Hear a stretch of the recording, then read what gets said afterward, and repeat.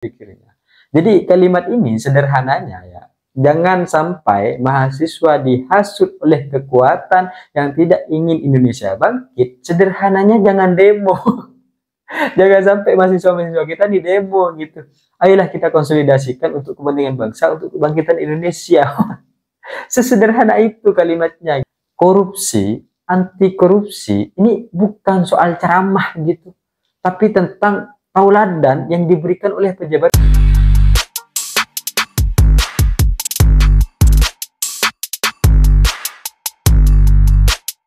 Hai korban ghosting, kata-kata memang selalu indah untuk didengar, dan harapan-harapan atau mimpi-mimpi tentang masa depan selalu menyenangkan. Tapi keadaan dan kenyataan selalu memberikan suatu hal yang berbeda, bahwa antara ucapan dan peristiwa yang sedang terjadi ada gap yang sangat jauh jaraknya antara kenyataan yang seharusnya dengan mimpi yang kemudian diinginkan. Itulah kenapa kemudian akhirnya janji tidak sembarang janji yang kemudian mudah untuk diucapkan tapi sulit untuk dilakukan. Karena pada hakikatnya berbicara tentang janji-janji, harapan-harapan dan mimpi-mimpi itu akan selalu indah. Seperti kekasih-kekasih yang baru merasakan hubungan di awal-awal masa remaja yang kemudian sudah menatap tentang keindahan masa depan bersama kekasihnya yang belum tentu jodoh.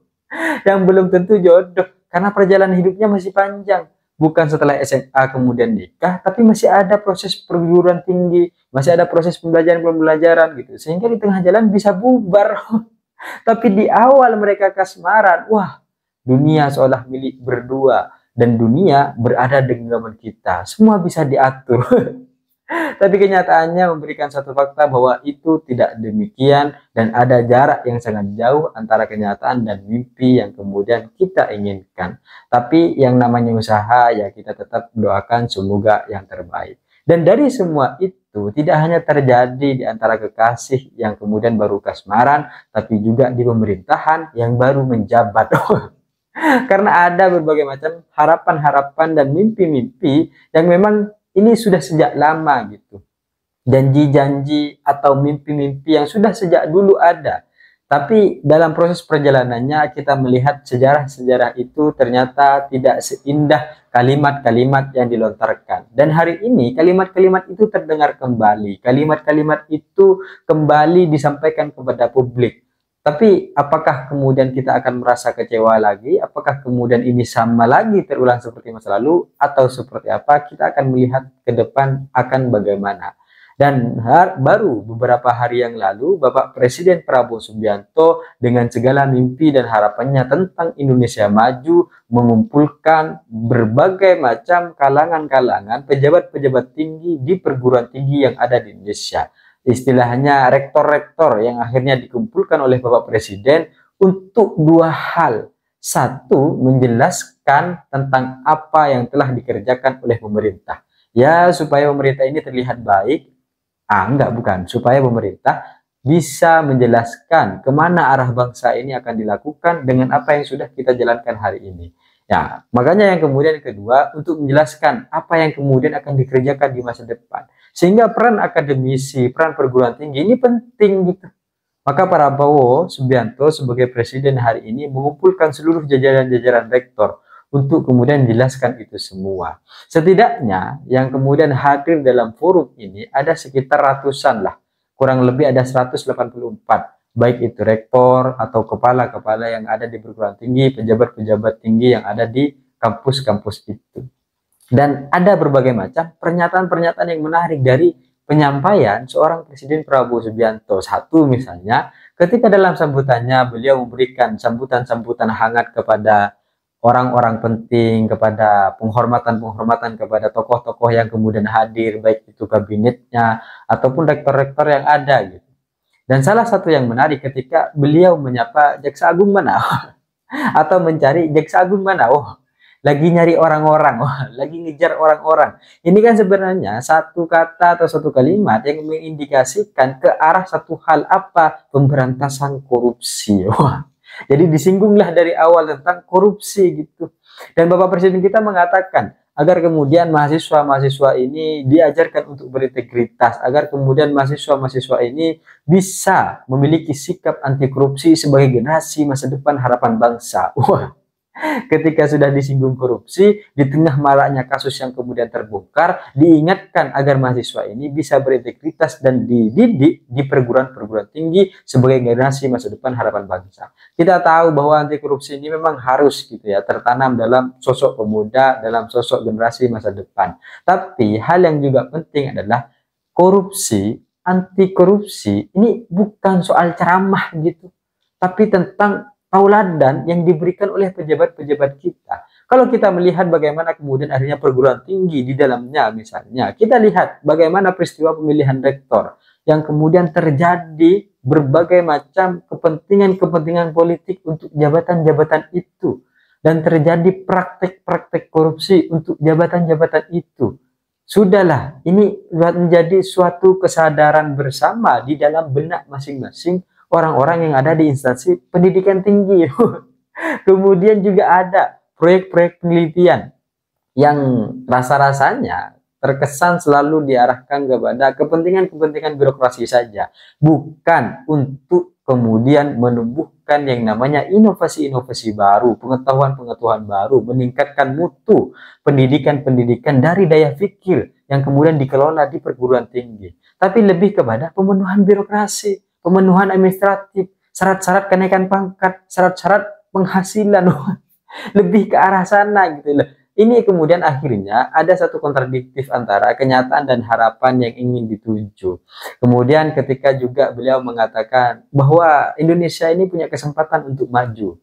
Ya, ini kan slogan yang kemudian baru dimulai untuk kemudian memberikan rasa optimis bahwa Indonesia ini bisa maju gitu.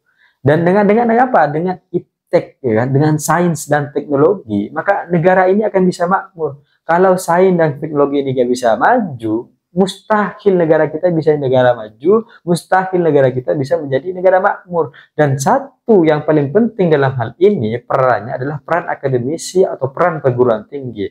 Namun ketika dilihat gitu, terkait dengan sains dan teknologi, seperti yang disampaikan tadi misalnya, proyek penelitian selalu menjadi proyek-proyek birokrasi yang arahnya hanya birokrasi saja, kepentingan birokrasi, kepentingan administratif, tidak yang kemudian akhirnya memberikan satu ruang inovatif gitu.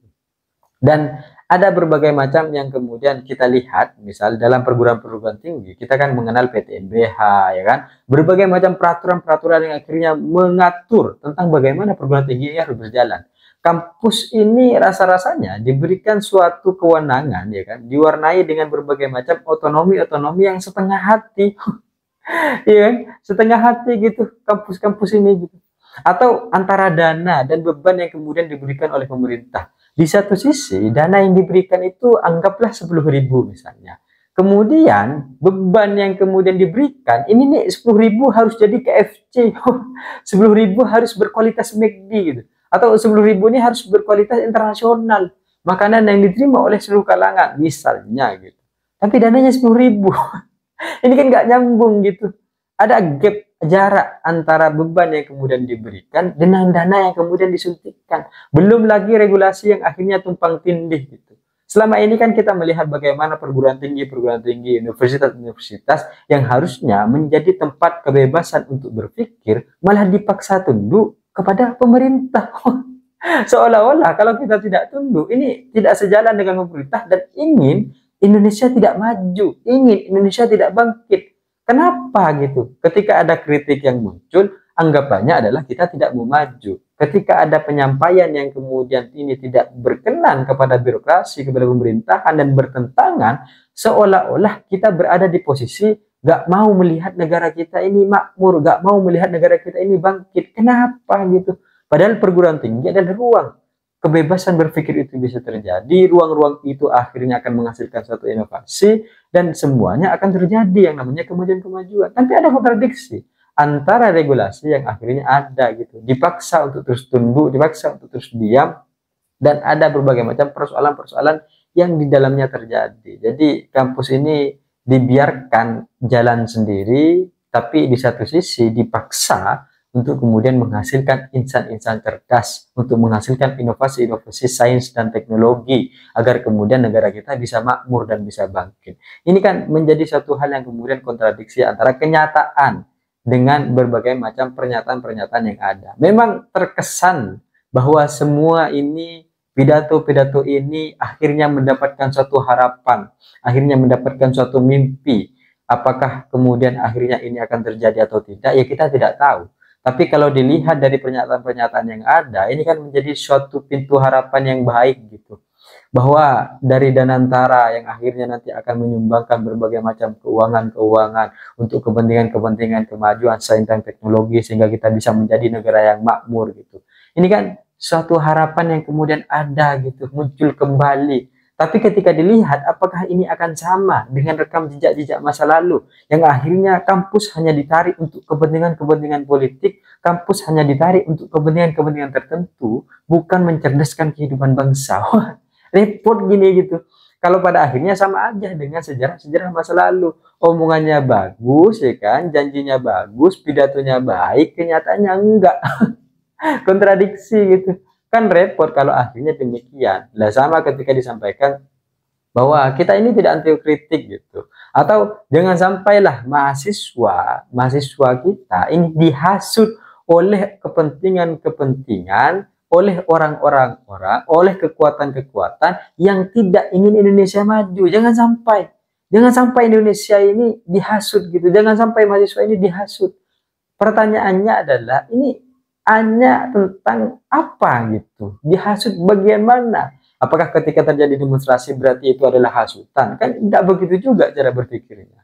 Jadi kalimat ini sederhananya ya, jangan sampai mahasiswa dihasut oleh kekuatan yang tidak ingin Indonesia bangkit. Sederhananya jangan demo.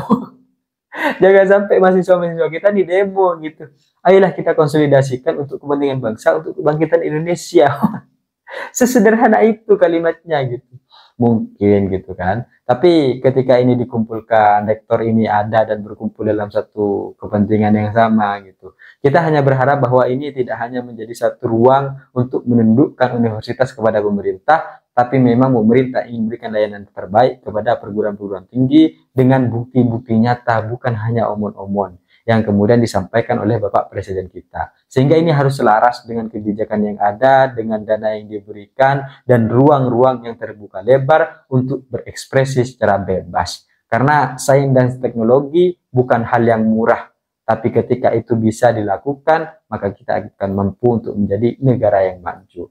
Pidato yang kemudian disampaikan oleh Bapak Presiden Prabowo memang menjanjikan, tapi ternyata ada gap yang kemudian kenyataan-kenyataan ini jauh jaraknya antara yang menjanjikan dengan apa yang kemudian pernah terjadi. Apakah kemudian akhirnya hanya menjadi kepentingan-kepentingan elit tertentu untuk menundukkan perguruan tinggi kepada pemerintah, atau memang pemerintah akan melayani? Tapi belajar dari sejarah ini hanyalah omon-omon belaka. Tapi apapun itu, kita tetap harus mendukung niat baik yang kemudian sudah diciptakan, yang kemudian sudah dimulai, dan itu semua perlu dukungan seluruh masyarakat Indonesia, bukan hanya akademisi, bukan hanya politisi, bukan hanya wirausahaan, tapi masyarakat juga perlu terlibat untuk mengawasi ini semua, sehingga presiden kita sebagai pegawai yang kemudian 5 tahunan kita pilih untuk memimpin negara ini, kalau dia berada di jalur garis yang kemudian tidak benar, kita pecat. Tapi kalau beliau ingin memberikan yang terbaik untuk bangsa, maka kita sebagai pemilik negara harus mendukung itu semua dan memberikan semua kemampuan kita. Sehingga pembisik-pembisik yang ada di sekitar Prabowo bukan pembisik-pembisik yang akhirnya mengkhianati rakyat, tapi rakyatlah yang perlu membisiki Bapak Presiden kita. Saya pikir itu cita-cita saya, ingin seperti Gibran, tapi saya sadar diri dan sadar posisi. See you, kawan ghosting.